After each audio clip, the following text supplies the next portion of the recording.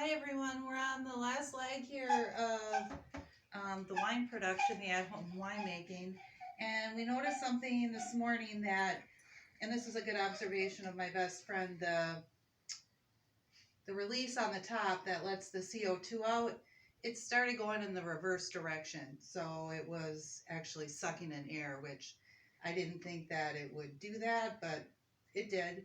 And I didn't even think of the fact that now that it's in reverse, it's sucking air in instead of letting air out, which that was a good thing to note. So if it starts doing that on you guys, you don't want that because your wine's going to get oxygenated. And I watched a video on a professional winemaker was doing, and that can wreck your wine. So we're going to get it out of here.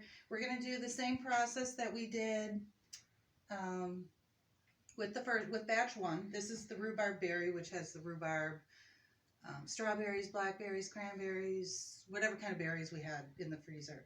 You guys have the prior videos to that. So we're going to start this by putting something in. I think that's a 2.5 gallon container. So we're going to have to kind of do this in 2 rounds. So I'll put you guys on pause, and when we have the siphon hose set up, I'll bring it back up. There you go. You can videotape. I'll siphon it too. Here's the hose. I'm gonna take that off.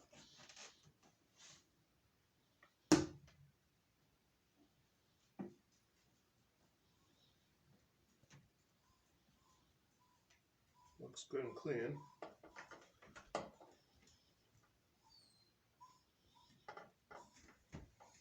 Well, everything's good and clean. Yeah, we're going to put this in.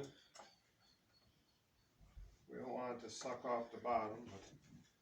Right, Okay, definitely, so yeah, don't do that. Now you just suck on the end until it comes around. Yeah, that's the only way to do it. And if this is just for your own personal use, There it comes. Just everyone's like that. just going to have to deal with their own germs if this is the route they go. Beaker, quiet. And here it comes out. You can see nice as can be. Take a look at that. Zoom right in. Okay, yeah, and we haven't tasted this since we got all the solid materials out. We haven't done any in between transfers. Wow, that looks clear though. I have to say, the first batch that we did, it is just awesome wine. We're really enjoying it. We've had some of that wine on a couple of different occasions, and it's really good. And I have a feeling this is going to be just as good. The clarity, I mean, we haven't added any additives. The first batch we put in the refrigerator, and we've got an extra refrigerator. Wine. Now it's coming smell? down. How does it smell? All right. I can't really, I mean, it's not real strong at this point. I'll probably smell it when we do the bottling. And we just have a hose here. Yeah, how much did we pay for that hose? Maybe $1.25. Yeah, the supplies were inexpensive.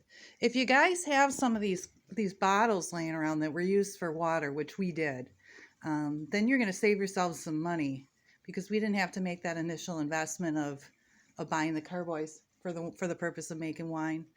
Quiet, Beaker. And of course, we're using the bottles that we have around, and we'll go through that again in this video. You can see where the hose is, so we're not sucking off the bottom.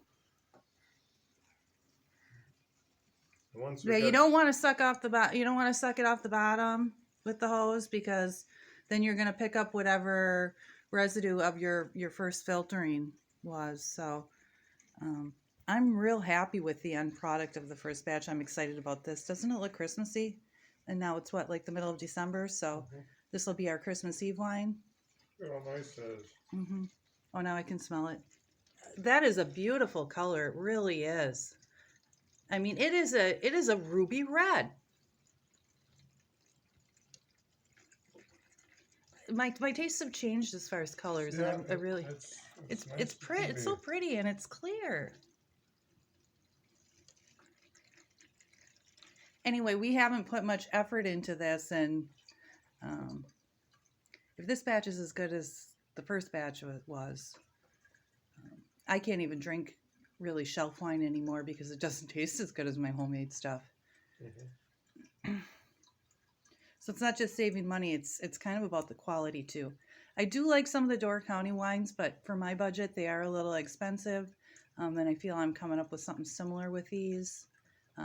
just based on my tastes and how I consider things to be. You can see the tip of the hose there. I'm going to push it a little farther. Oh, yeah, we got quite a bit of that out of there. You know, here I was thinking we doesn't had take about long. 4 gallons, and I don't know that we do.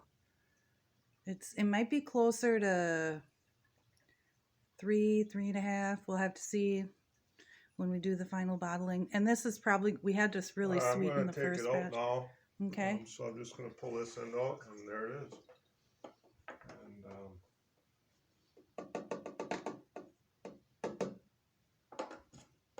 there. So now All right.